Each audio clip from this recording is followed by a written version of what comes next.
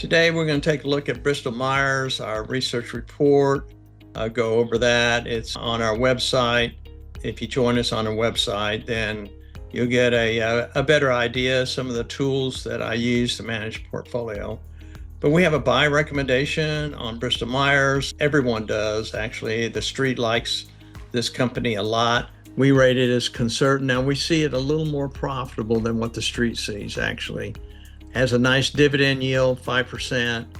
In the healthcare sector, first thing I like to do is go to the risk-reward chart where this is Bristol Myers here, has a low invested capital multiple and is making a nice return on its investment. It's a pretty conservative stock with a growth component, has a nice dividend yield to boot. I do the same thing with the industry. I want to know where this stock lands relative to its risk profile and its reward, and it's right in here. So the fundamentals are positive. We also take a look at the technical aspect of it. We rate that as positive. If I go to a chart, Bristol Myers, you can see this is again Pete Stottlemyre market profile stuff as horizontal volume. They're building a nice value position in here. Here we have a little higher values above this value area, and I think that's because the owner's earnings and the stock's looking pretty good here. When we go through these charts, you can go back and see a 3-year history of how the earnings are doing, how the owner's earnings are doing here. Then we take a look at earnings, cash flow from operations, free cash. All this looks good, pretty consistent. All this is good. We see these accruals come up here, these non-cash items, and we'll take a look at that in a minute. But all that looks normal. You can see that a company is clearly self-funding. Once that is, I don't really care what they're doing with their working capital. Now, this is a chart that puts things in perspective over the last 5 years. I can see that the cash flow from operations are pretty consistent here. Meanwhile, earnings is kind of all over the place.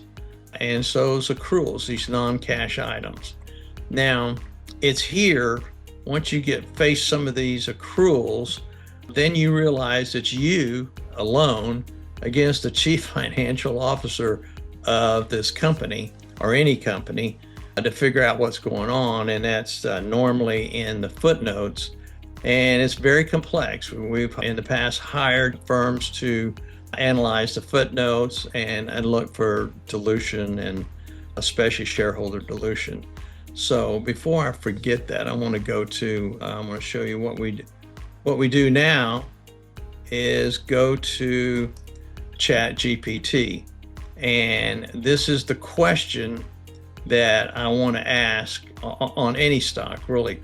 What are the notable non-cash items in Bristol Myers filings, the 10K, 10Q? And then they come back and give me kind of a report. But the next question is more important. I really don't care about dilution of earnings per share. What I care about is dilution to shareholders, where I'm at. So the next question is, what is the exact percentage of dilution to shareholders compared to its peers over 5 years? And sure enough, here it comes. And they're saying that the dilution over the last 5 years has been 5.8%. Okay, compared to its peers, it's below average. But the next question I want to ask is, what is the net dilution after buybacks? And here you can see that 5 years ago they had 2.2 million shares, and now they have 2. So they've had a net dilution favorable of down almost 10%. Now that tells me the management team, Bristol Myers, is A+. They are taking care of the shareholders. You will not believe, especially in these tech stocks, that if you ask the same question here, you would see 30, 33, 35% dilution over a 5-year period. Now, you have to take that into consideration with the buybacks, and really is the management team taking care of the shareholder. So now that I've got that, it's easy for me to, I think this is they're doing exactly what they're supposed to be doing, in my opinion. Here we take a look at the leverage. We'd like to see this sales to invested capital a little higher, above 1. So, but in all, this is a very solid stock with a solid dividend, and here it didn't take us 10 minutes to go through this company and have a pretty good idea where it stands within its sector, in the industry, and what the management team is doing is protecting the shareholders' dilution. So again, this is exactly like, we like to know what we own. We like to know why we own it. And anyway, that'll do it for today. And remember, buy the good ones. Thanks.